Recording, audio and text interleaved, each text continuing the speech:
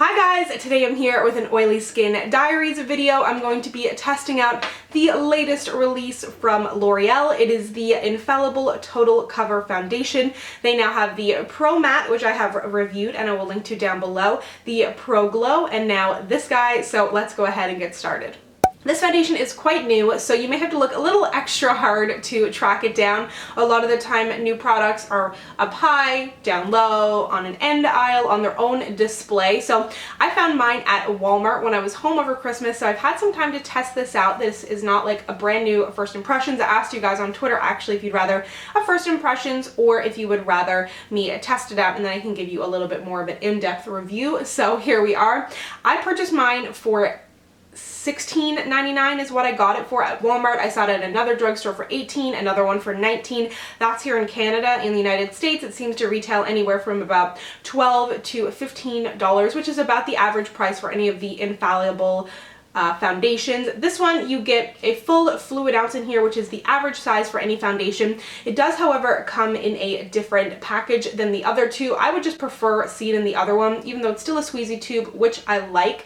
But the problem that I have with this one is it has like kind of a faux foundation on the outside. So if you're not looking very closely, you may think that this is the exact shade of the foundation, but there's actually this little tiny section here where you can see what the color of the foundation is, as opposed to something like the Pro Matte or Pro Glow. Although this one is frosted, you are seeing the foundation in here. So that's something to keep in mind when you're going to pick this up. On the back of this foundation, as with the other Infallible foundation, it gives its like kind of claims in a grid here. It says that the finish is natural. It wears up to 24 hours, which I don't think I'm gonna wear it for 24 hours, and the texture is air light. So as opposed to the Pro Glow and Pro Matte, they both claim to have a coverage in the medium, I believe it is. At least the matte one does. I haven't tested out the Glow. This one claims to be up in the high coverage family.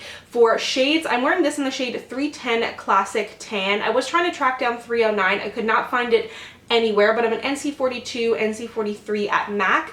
In the Pro Matte, I wear the shade 308 Sun Beige, or sorry, not 308, 108 Caramel Beige. They changed the number, so the Pro is 1, the Glow is 2, and then the total coverage is 3. So I wear 108 Caramel Beige in the Pro Matte, and I found that this was quite yellow, but I was able to make it work when I used either a warmer powder on top or I mixed in some shade adjusting drops just to give it a slightly more golden color as opposed to something so yellow. This may be like a shade too dark for me, but I can definitely make it work. This shade in comparison to the Pro Matte is definitely a lot warmer, a lot deeper. It seems like a lot of the really light shades in this line are quite pink from the reviews I've seen, and it also doesn't go very deep. There's 12 shades in the range. L'Oreal did a great job with their True Match being super inclusive, but for some reason in the rest of their foundations they kind of forgot that that needed to happen. So definitely a very beige shade range, and then there's like a few deep shades tacked on at the end, which is always really frustrating, especially when they've got like this faux packaging on the outside where it makes it even harder to determine your foundation, and at the drugstore it's near impossible to figure out your shade. They've got some pretty big claims on the display for this as well. When you see it, there's a girl with like a guy's name tattooed on her, I think, and then they're showing like the foundation being swiped over it as if you can truly cover up a foundation. So kind of, I guess, kind of trying to get up there with the Kat Von D Lock-It Tattoo foundation. That being said, since I have been trying this out, I do not think that the coverage is there, but I don't think it's a bad foundation. I think they just kind of like messed up their claims. Anyways, let's go ahead and put this on my face. I definitely have tried out a whole bunch of different ways to apply this. I like my e.l.f. Ultimate Blending Brush. I do not like this with a sponge. I find the sponge is where the texture is so incredibly thick, very moussey, comes out in this little tiny squeeze tube. When you're applying it with a sponge, it just does not blend. Whether you dot it on your face and try and blend it out, you can still see those dots that you initially placed on your face, or if you put it on the sponge and try dotting it, I still don't like the way that it applies. You can absolutely give it a go. L'Oreal has also released a sponge, so you could try it with that, but for me, I just definitely prefer a brush, so I thought because I like a brush, I'm going to use a brush all over my face, and then I will make use of this new primer that I have. It is the Benefit Professional Matte Rescue, kind of a primer, kind of a matte moisturizer. I'll put this on half of my face and see if it helps things last a little bit longer. So let's go ahead and get into the application. On their website, it says it has up to 24 hours of total coverage. Weightless Feel, the new pro look of long wear. Get up to 24-hour of full coverage with a lightweight feel and a natural finish. Infallible Total Coverage Foundation blends instantly to cover dark spots, blemishes, scars, and hyperpigmentation for a flawless complexion. The Full Coverage Foundation is formulated with high-load pigments for total coverage and is enriched with allia gel. Not sure what that is. It will create the perfect canvas for flawless makeup application. It recommends using their Infallible Blend Artist, which is their new brush, and I just want to note that I saw in the ingredients there is salicylic acid just in case your skin reacts good or bad to that. So now that I have it on my face, I can go ahead and tell you for sure that it is definitely not a crazy full coverage foundation.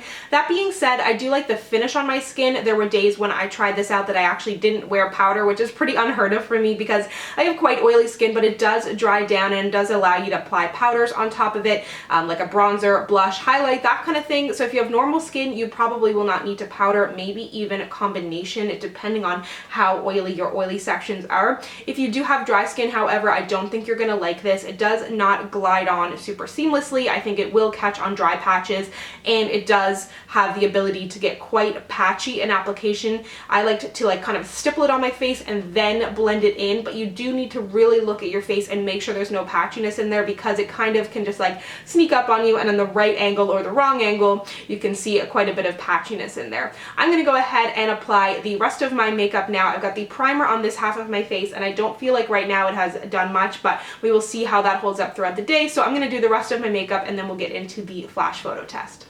So I have the rest of my makeup on. If you're curious as to what's on my face, it will all be linked down below. So far, I think it looks good, but I definitely do feel kind of like it's sitting on my skin, and I feel like it almost looks like it's sitting on my skin as well. If you were to get quite close to me or even just see me in person, it definitely does not look like I have no makeup on. So I kind of wish that I really got that crazy coverage out of it because at least you would have that flawless base. I do think that it looks good. I think it looks great on camera. I also tried to use the Hard Candy Tiki highlight for the first time, and I'm thinking that is far too light for me, so I added another highlight on and like messed around with my blush and stuff. So I'm having a bit of a weird makeup day. So I will go on about my day and check back with you guys at the end of it. I have had some requests to check in at the middle of the day, but generally I'm doing this on a day where I'm working. I've got a full-time job, 8 to 4, so it is hard for me to check in at the middle of the day, but I will do it when I can. It is currently 7:46, so I best get to work. It's now 5 o'clock and the end of my makeup day. I forgot to show you when I was rushing out the door to get to work what it looked like in flash photos. I thought that it did look quite good. A slight bit of flashback. It doesn't claim to have any SPF in there. And then I'll also show you what it looks like after I've blotted and taken a photo because I forgot to take that. As I mentioned, it was 7:46. I go to work at 8 o'clock and I had to go. But anyways, it is now the end of the day. I feel like this foundation looks okay. It didn't oxidize on me. I only started to get oily about 3 hours ago, but I am gonna go ahead and blot and powder because I think I could definitely use it. As you can see, quite oily, and it feels oily too. Now that I have kind of taken care of the oiliness on my skin, I've got some thoughts about this foundation. If you're gonna pick it up, definitely make sure you're looking at that little sliver of real foundation that you can see on the bottle to try and match yourself as good as possible. It doesn't seem to be super comparable, at least for my shade anyways, in between the Pro Matte and the Pro Glow. If you have any texture on your skin, dryness, bumps, anything like that, this is really going to enhance it. I really don't feel like I have a ton of texture on my skin, but this definitely is like bringing out things that I didn't even know were there. So either skip it or definitely do some serious exfoliation. I don't think that it lives up to the claims of it being incredibly full coverage. I do not think that this could cover a tattoo. That being said, I do like the amount of coverage. It's good for me on the everyday, but I do feel like for something that's medium coverage, it almost acts like it's a cakey full coverage foundation and you're not getting that full coverage out of it, if that makes sense. I do like the color match. I like it when used with a brush. It doesn't apply patchy that way for me. I think that it held up really well on my oily skin. I did get oily, but that's kind of to be expected. I don't mind blotting or powdering throughout the day, but if you do have to put powder on this, I do think it's going to kind of cake up on your skin. It also doesn't feel super comfortable. It's not that it feels really heavy, but you can just definitely feel it on your skin. I've never tried a product that is completely transfer proof, but it does feel like the kind of product, especially as the day wore wore on and as my oils started coming through, that it was just really going to be getting all over stuff, be it my hands, my clothing, someone else's clothing, that kind of thing. Like, I just want to kind of do this. Let's see. I feel like that took off so much foundation. I don't know if you can see. Really flattering.